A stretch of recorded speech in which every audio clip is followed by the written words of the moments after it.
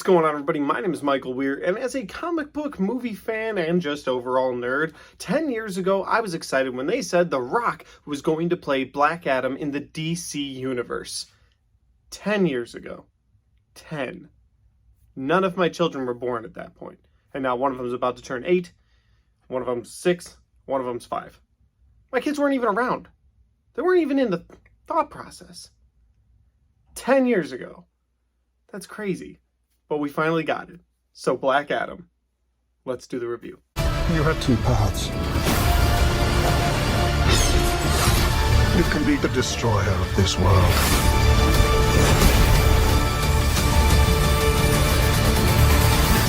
Or you can be its savior.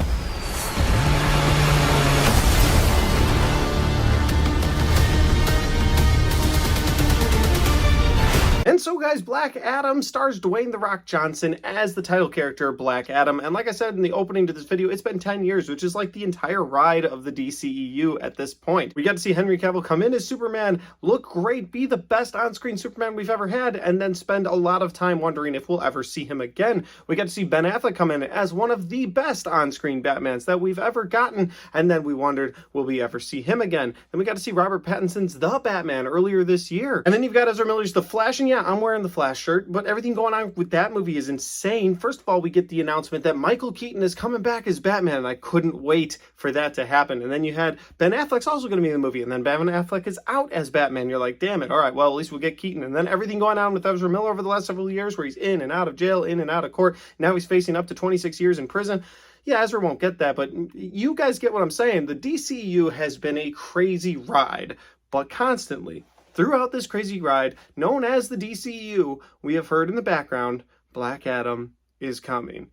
The Rock will be Black Adam. Every once in a while, Dwayne "The Rock" Johnson would tweet something about Black Adam coming soon, and it made me ready for it when I finally got to sit in a seat today and watch it. So I know that's a lot of setup before I even get into the synopsis of this movie, but I've been looking forward to this for a long time. I didn't even put this on my most anticipated movies of the year list because I thought at the beginning of this year, this movie was pushed to 2024. But then they were like, oh no, just kidding, it's in October and Shazam gets pushed. It's been a weird time for movies, so I don't blame them for like the stuff that's happening this year. But again, I really didn't know if we'd ever get Black Adam, but we did. So let's get into that sweet synopsis. Teth Adam was bestowed the almighty powers of the gods. After using these powers for vengeance, he was imprisoned, becoming Black Adam. Nearly 5,000 years have passed, and Black Adam has gone from man to myth to legend. Now free, his unique form of justice, born out of rage, is challenged by modern-day heroes who form the Justice Society: Hawkman, Dr. Fate, Atom Smasher, and Cyclone. So that's like the rundown that IMDb has, and I'll be completely honest with you guys, that's a very safe rundown for this movie, safe synopsis for this movie without spoiling too many things. But ultimately, yes, you have Black Adam who was imprisoned, and then 5,000 years later, he gets let out of his prison and he wants vengeance. And the Justice Society, aka controlled by Amanda Waller, which we'll get into my likes later, I like that, go after him to tell him, listen, you need to submit because last time you were out, you destroyed everything, so we need to put you back in the box. So we're going to need you to say the magic word Shazam so that you lose all your powers, because that's how Black Adam operates. And they're like, and once you do that, we'll be good. And basically, Black Adam at that point says, well, I don't kneel to anybody, and I don't surrender, so... And they have to fight. And it is a cool fight. I mean, everything you see from those characters at that point is awesome. But I like that this movie focused on a good group of people going after this guy and just having a misunderstanding for the majority of this movie. There is a main villain toward the end, and it's sort of a spoiler, so I don't want to give that away. There is a main villain toward the end of this movie, and there are villains throughout so that Black Adam can kill a lot of people and you don't feel bad. But the biggest fight scenes are between Black Adam and Hawkman, or Black Adam and Dr. Fate, or Black Adam and Cyclone, or Black Adam and Atom Smasher. Yeah. That's a character I'm not very familiar with. But yeah, you get all of these characters from the Justice Society and they're going after Black Adam. And that's just a fun concept for this movie. I don't know, that worked for me. Like I said, there are villains in this movie, but the majority of the action scenes take place between the Justice Society and Black Adam. And they're just knockdown, drag-out fights that I really liked. With all that said, guys, let's get into my likes and dislikes. Usually I start with my likes, but I want to end with them for a purpose, which we will get to. Let's get into my dislikes first. So I have 2 dislikes for this movie, and they both happen right around the same time. So without spoiling anything, there's a scene toward the end, an action scene toward the end, where the people of the city that is being fought in and destroyed because you've got gods fighting each other and superheroes fighting each other. Because of this, you've got the people of the city have had enough, and they're like, you know what, we're taking back our land, and we're going to fight the bad guys. And so they all grab like their pitchforks and pipes, and they go toe-to-toe with like a skeleton army. It just was completely unnecessary. I didn't find any humor in those scenes, and I didn't find anything fun in those scenes. I didn't think it was believable in those scenes. Like, Black Adam's got it, and if he doesn't, the Justice Society's right there. You guys could just chill. You guys could just chill at the ground level. You'll be fine. I get that, like, the theme of this movie was taking back your land and, you know, controlling your own territory. I get that, but, like, I didn't need the farmers with pitchforks and torches scene. Like, it didn't work for me personally. And then in that scene, there is a moment where this kid, who I didn't hate throughout this movie, but as the movie progressed, I disliked his character more. He's the son of the girl that wakes up Black Adam. And this guy's on a skateboard for like the whole movie. And in that last scene, he's like riding his skateboard through the city in front of this mob of people with pitchforks and pipes to go after this big skeleton army. And it just was so unbelievable. And I mean, most kid actors are unbelievable to me. I just don't like them in film most of the time. In fact, I give a movie props when I enjoy a kid actor in movies. I think Shazam did it well, but I liked how Shazam, they sort of, you know, played on the fact that it was a kid. And then when it was an adult, Shazam was still kind of a kid, so that worked for me. But in this movie, it's just a kid on a skateboard, and he uses that skateboard all the time. In fact, they beat people upside the head with this skateboard, and it doesn't break. So maybe my real dislike is the skateboard. But those are my 2 dislikes. I didn't like that scene in particular, and that kid just, he annoyed me more and more throughout the movie, and on future rewatches, I'm sure his character will start to annoy me even earlier in the film, if that makes sense. Well, let's get into my likes for this movie, guys, because there are a few things I want to talk about, and the first thing I want to talk about are the characters in this movie. Oh my god. Okay, so Black Adam, The Rock's Black Adam is fantastic. I think he's awesome. I think he fits right in the vein with the DCEU, and you could have a slightly funnier DCEU, like sort of a Marvel tone with him, and I think his comedic timing, The Rock's comedic timing, is perfect. So anytime he's supposed to make you laugh in this movie, it works. And so I think you could go more of a Marvel tone with DC if that's the way they want to go. However, if you want to go dark and gritty with the DC like they have done in the past, I think this character would fit in perfectly with that as well. And so he toes the line of both, well, you could be more kid-friendly or Marvel-centric, or you could be more dark DCU Snyderverse. And if that's the route they decide to go, I think The Rock's Black Adam could work either way. Staying on the characters, though, let's talk about Atom Smasher, Hawkman, Pierce Brosnan's Dr. Fate, and Cyclone, the members of the Justice Society. They were so cool. Cyclone in particular, anytime she would fly through the air, she was so colorful and beautiful, and I saw this in IMAX, and it's just beautiful to see. I loved all the swirling colors. You could tell that the CGI team in this movie did a fantastic job with them in general. Like, they didn't skip any of the CGI. And usually these big box office universe movies aren't, like, slacking on the CGI. But, like, there have been some times in the past where it's like, I don't know if I like that. But in this movie, I thought the CGI was done really well. And I really liked that Cyclone girl whenever she'd be flying around. I thought Atom Smasher was a funny character, and he was good to have some comedic relief in this movie.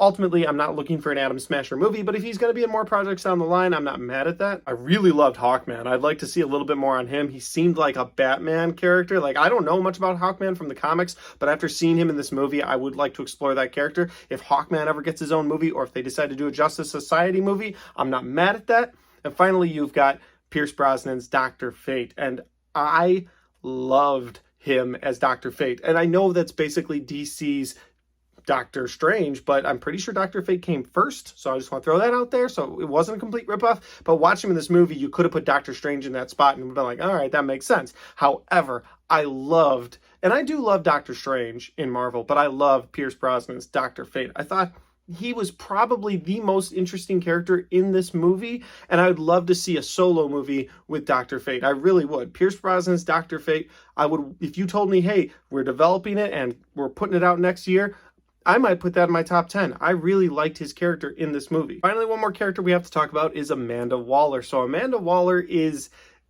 sending the Justice Society out on this mission at the beginning of the movie to go stop Black Adam. She like calls up the Justice Society and he's like, hey, we need some bigger firepower in this one, so I'm calling you guys.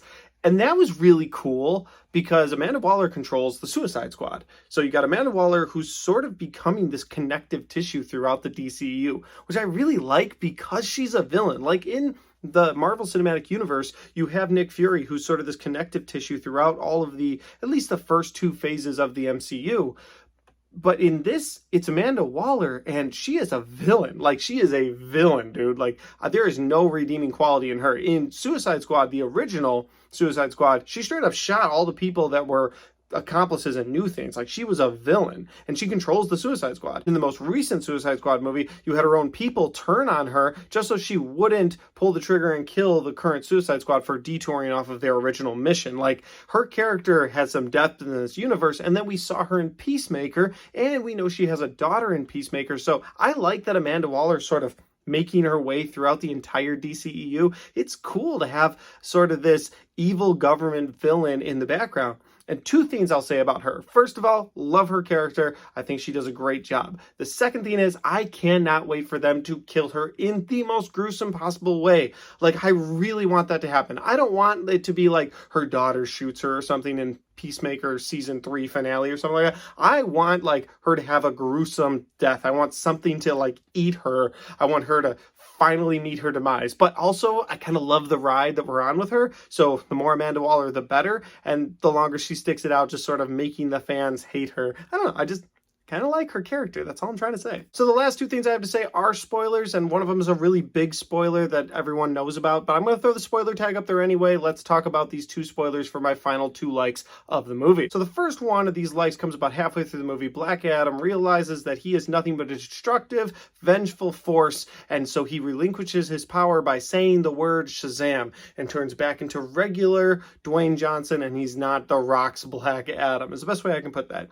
The Justice Society takes him to an underground lair that's controlled by Amanda Waller, and Jennifer Holland's character from Peacemaker is there, and that was such a cool touch. I just love that this world is all connected to each other. It's just, I love it. I really love that this world is connected so much. And I just got done talking about Amanda Waller's connection through this movie, but just seeing Jennifer Holland there in that underground base is like, I love it. You love to see it. It's just cool. And then when it zoomed out from down there, like they just had all these villains and all these people that they're keeping in their cages. I'd like to explore that area a little more. Still liked what we got, but I'd like to explore it a little more. Okay, guys, so the final spoiler that I'm going to give you guys, the spoiler tag's still up, and this movie, it's huge. However, if you've been on the internet for the last couple of weeks, you kind of know what's happening.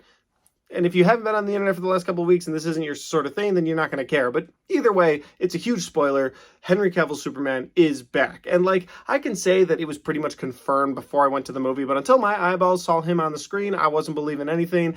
I was so happy to see Henry Cavill on the screen just one more time. He had the little curl of hair like Superman. It was just a cool touch. His suit's a little brighter. Imagine if he had shown up in his black and white suit from Snyder's Justice League. That would have been dope. But he didn't. He showed up in a brighter Superman suit. You only saw it from like the symbol up. But it was definitely Henry Cavill. He was on the screen. The Rock made it happen. It was such a cool moment too, because you have Amanda Waller threatening him, telling Black Adam, listen, if you leave your country, I will stop you. And he's like, listen, I'm the most powerful force on this planet. You can't stop me. She's like, well, I will send somebody who's not from this planet. And he blows up the little drone she sent. And then in the smoke, as it clears, Superman comes through. Now, I don't know if Superman was sent by Waller. I can't imagine Superman is working for Amanda Waller. But he walks out of the smoke and he says, it's been a while since people were pretty terrified of someone like you. Let's talk. Or we need to talk. Something along those lines. Listen, the point is, I saw it once and I haven't watched it again. It's probably on YouTube now. You can probably just go watch the clip for yourself. But I loved that moment. I really did. It was a couple seconds of Henry Cavill, but it was like, you know what? This weird ride the DC universe has been on and Black Adam sort of in the background has all been worth it at this point, because we got to see Henry Cavill back as Superman one more time. And I liked that. Overall, guys, I really enjoyed this movie, and I know that a lot of people online are talking about, well, it's things we've already seen before. And while that's true, it is a lot of tropes and things we've seen before. They just feel new in this movie. I don't know, it just feels like the universe for DC has really taken off once again. Ultimately, the movie ended with a Marvel's villain sort of situation where you have the superhero going up against someone with the exact same powers and they have to try to fight each other, and of course the superhero wins. So have we seen a lot of this stuff before? Sure. But it felt new, it felt fresh for some reason. I really enjoyed being on this ride for 10 years and it finally paying off. So Black Adam, that's my review. If you enjoyed this review, hit the like button, hit the share button if you want your friends to see it. If you've seen Black Adam yet and you want to put your thoughts and your comments in the comment section down below, let me know if you're excited about Henry Cavill coming back. And finally, guys, if you haven't subscribed to my channel, make sure you do that because I got a lot of content coming your way. Thanks for watching, and I'll see you next time.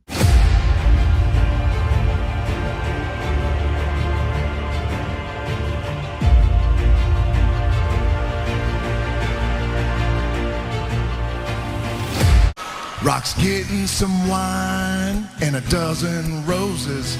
She's going to meet my holy Moses. Getting with the Rock is the bomb. You don't believe me? Ask Cena's mom. Let's rock.